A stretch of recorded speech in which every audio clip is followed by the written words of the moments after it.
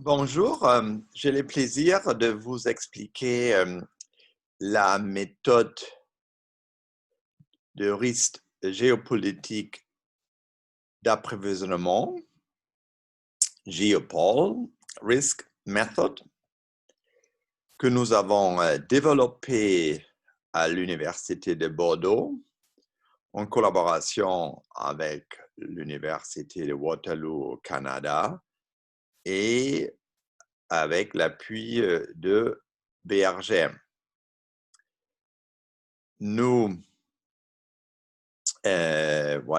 travaillons en fait en co-direction d'une thèse entre Waterloo et Bordeaux, et c'est Monsieur Jair Satayem Salvadir qui est le thésard et premier auteur de ce travail en ce moment. Moi-même, je suis Monsieur Guido Sonnemann, professeur à l'Université de Bordeaux dans l'Institut de sciences moléculaires, et je serai responsable du groupe CV. Maintenant, pour donner un contexte pour le développement de cette méthode, nous sommes depuis la révolution industrielle dans une situation que de plus en plus des éléments sont utilisés pour des technologies. Et depuis maintenant 2050 et plus tard, surtout pour les technologies qui se sont développées depuis, qu'on appelle renouvelables ou verts, nous avons l'utilisation, par exemple, des néodymium pour les éoliens et le platinum de catalyseur, etc. Alors, on a des applications de ce qu'on appelle les métaux de spécialité pour des produits de la haute technologie. Cette dépendance d'un grand nombre de matières premières est fort pour l'Europe qui, comme on voit ici dans cette carte du monde, dépend des imports d'un grand nombre surtout des métaux, par exemple des terres rares de la Chine, aussi le tungstène de la Chine ou le magnésium, cela avec les terres rares de plus de 90% provient en ce moment de la Chine pour l'économie européenne. Par contre, la situation est similaire pour certains métaux précieux qui viennent en grande quantité de l'Afrique du Sud, comme le ruthénium, le rhodium, l'iridium et en général, voilà, ce qu'on appelle le groupe de métaux de platinum. Voilà, c'est alors une dépendance, et c'est une dépendance, comme on voit ici, c'est une dépendance voilà, qui a plusieurs facteurs. Et ce risque d'approvisionnement alors était mis ensemble dans une méthode d'évaluation de risque qu'on appelle la criticité des matières premières, de l'approvisionnement en matières premières. Il y a plusieurs méthodes qui existent, mais ici, nous, on regarde la méthode relativement bien connue dans ce domaine de l'université de Yale, développée par le groupe de professeur Gradel. Et on voit ici que le risque d'approvisionnement vient surtout des questions de la géopolitique, mais pas seulement. Nous, on regarde ici surtout les aspects géopolitiques, mais nous avons aussi d'autres sujets. C'est d'abord la géologie, mais aussi après la technologie et les coûts, évidemment, de l'extraction. et aussi des aspects sociaux comme des conflits ou des grèves, voilà, par exemple, ont un rôle qui peuvent amener à des risques d'approvisionnement.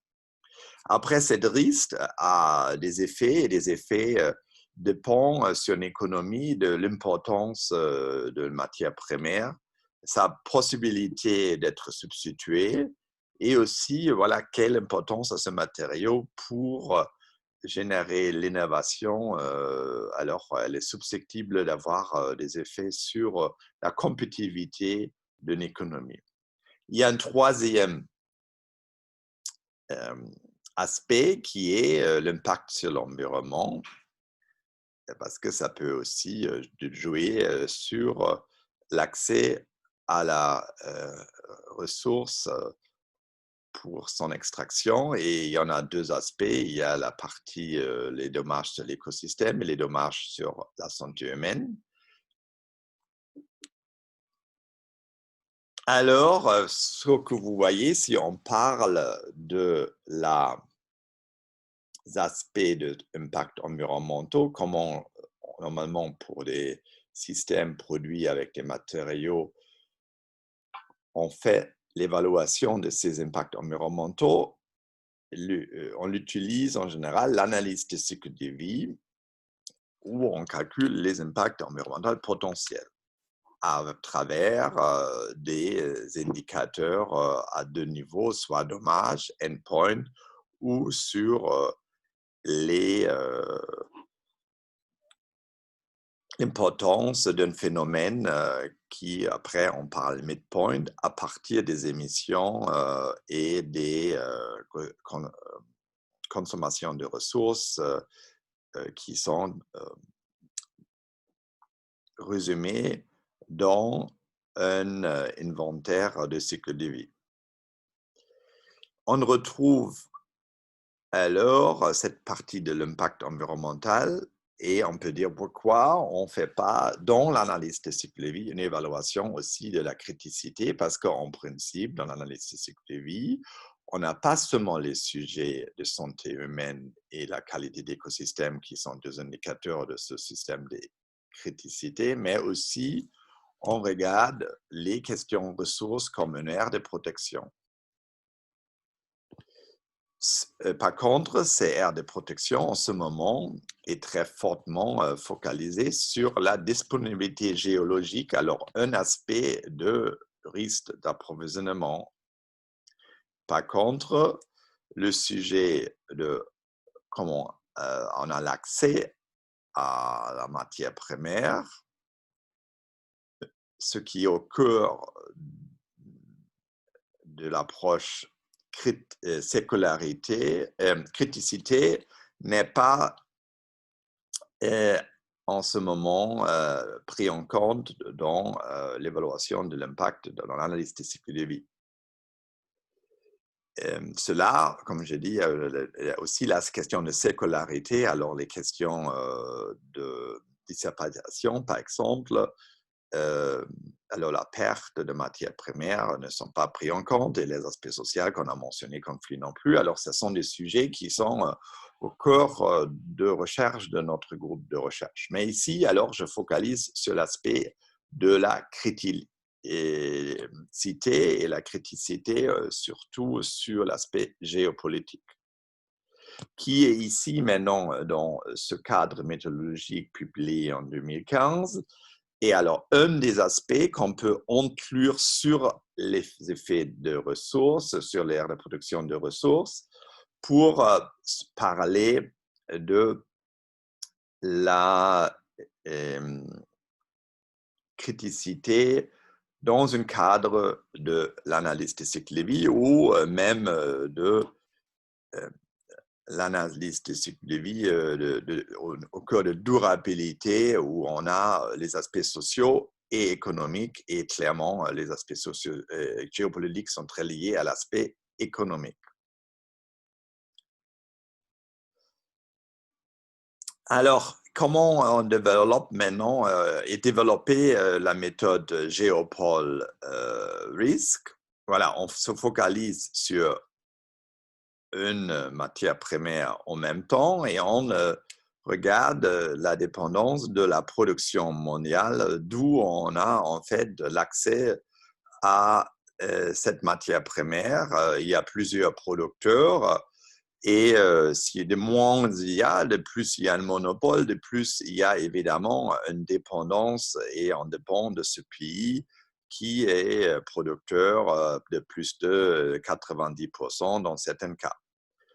Et de cette manière, on peut avoir alors des indicateurs qui vont de 0 à 1 en fonction de ce type de risque, en fonction, moi je suis importeur, l'importeur peut être une région, mais ça peut être aussi une entreprise qui peut se différencier de ce que fait sa région ou son pays. Alors ici, alors ces relations, on peut comme importeur aussi décider de focaliser sur un producteur et pas l'autre. Un autre aspect, on peut aussi décider de prendre en compte plus des matières premières secondaires et de cette manière éviter en fait l'approvisionnement d'un producteur de la matière première vierge. Alors, ces aspects-là, comment on les inclut alors dans le géopôle risque? Nous avons faire une méthode qui, là, vous voyez plusieurs publications que ça a avancé pour un matériel, pour un importeur, ce qui peut être une région, un pays, une entreprise, pour une année. Et on utilise l'aspect de la concentration de la production, on regarde la question de le commerce global et on regarde l'indicateur de gouvernance mondiale pour regarder l'instabilité politique d'un pays, ce qui est aspect de la géopolitique et le risque lié. Cela nous amène à utiliser deux facteurs, donc utiliser ça s'appelle le Herfindahl-Hirschman Index, qui est composé de la concentration de la production avec d'où on achète réellement, et on utilise aussi un aspect de la production locale, domestique, qui est considérée que si elle est le recyclage, ou il est local de toute façon, et aussi pour les matières premières vierges. Et alors, on a un avantage, on n'a pas de risque géopolitique parce qu'on est dans une situation domestique. Ici, pour montrer comment cette méthode marche, je vais présenter un cas d'étude qui est le cas d'étude de la voiture véhicule électrique. Ça veut dire comment on peut intégrer l'aspect de la criticité des ressources dans un outil d'évaluation d'impact environnemental et de la durabilité générale sur le cycle de vie. Et surtout, comment alors nous pouvons renforcer l'aspect socio-économique de la dimension de l'aire de protection ressources naturelles. Pour ça, on utilise les données de la production des minéraux, des métaux ici, de la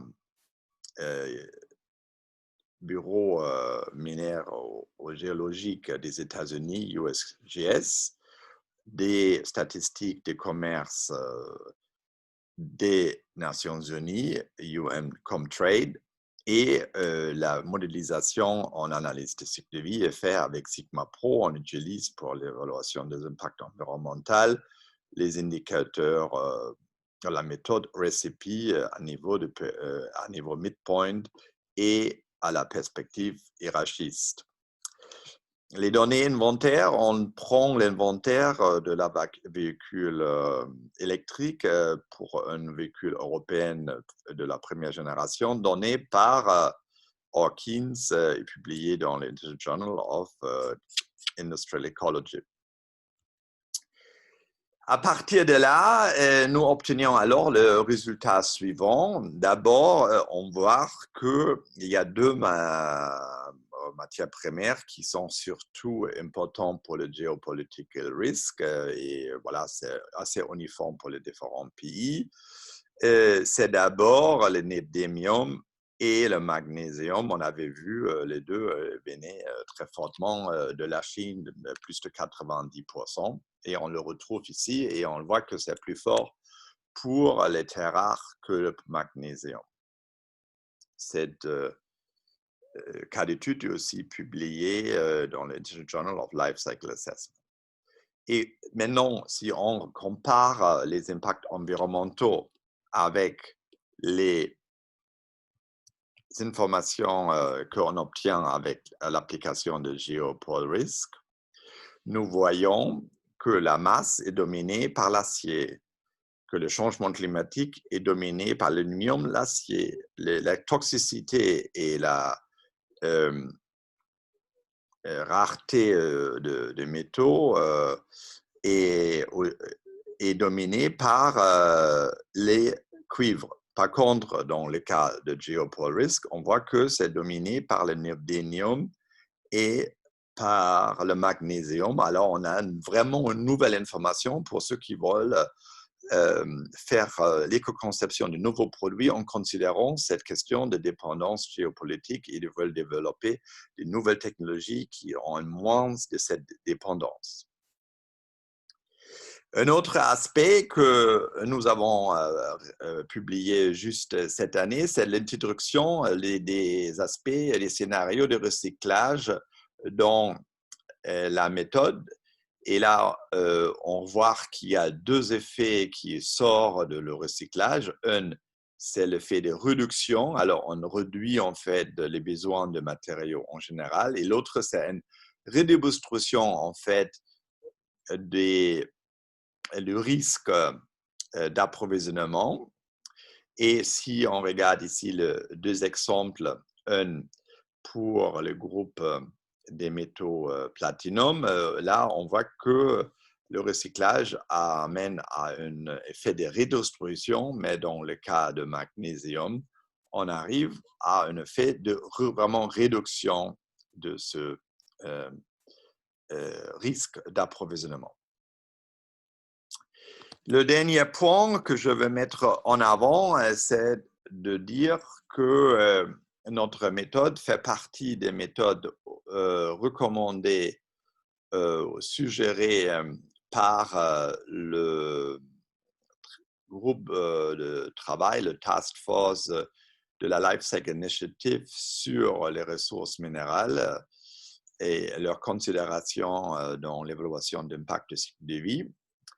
Et en fait, elle recommandait l'intérim pour répondre aux questions alors de la accessibilité ou availabilité des ressources minérales pour un système des produits. Alors, ça s'appelle la perspective outside in. Ça veut dire on a en fait un impact de l'extérieur de la situation sur notre technologie. Ce n'est pas l'impact de notre technologie sur l'extérieur, mais comment l'autre, en fait, des risques d'approvisionnement pourront affecter le développement de notre technologie. Et là, ensemble avec l'autre méthode Essence, alors le Geopol Risk est une des deux méthodes suggérées pour être utilisées avec d'autres indicateurs que vous avez ici dans ce tableau pour l'ère de protection de ressources naturelles dans l'évaluation des impacts dans l'analyse des cycles de vie. Voilà, ce qui nous reste à faire, voilà, on n'est pas arrivé à la fin de développement de cette méthode Geopol Risk. On a déjà soumis un article pour arriver vers un calcul des indicateurs endpoint. On travaille sur les distributions de probabilité de notre facteur de caractérisation. On va aussi aller plus loin sur l'intégration des aspects sociaux par les conflits. et on cherche des acteurs privés qui pourront être intéressés d'appliquer notre cas ou notre méthode à un cas pour ne pas regarder l'aspect de région au pays, mais de regarder la perspective, qu'est-ce qu'une entreprise peut faire pour se différencier de ses compétiteurs, pour réduire en fait leur risque d'approvisionnement. Ça peut être pas seulement une grande entreprise, mais aussi PME, parce que les grandes entreprises, ils ont déjà fait des efforts pour comprendre l'aspect de la criticité, mais pour les entreprises, l'analyse de vie, c'est une manière d'intégrer cette considération d'une manière avec les outils qui sont déjà là pour analyser la durabilité d'un système produit. Avec ça, je vous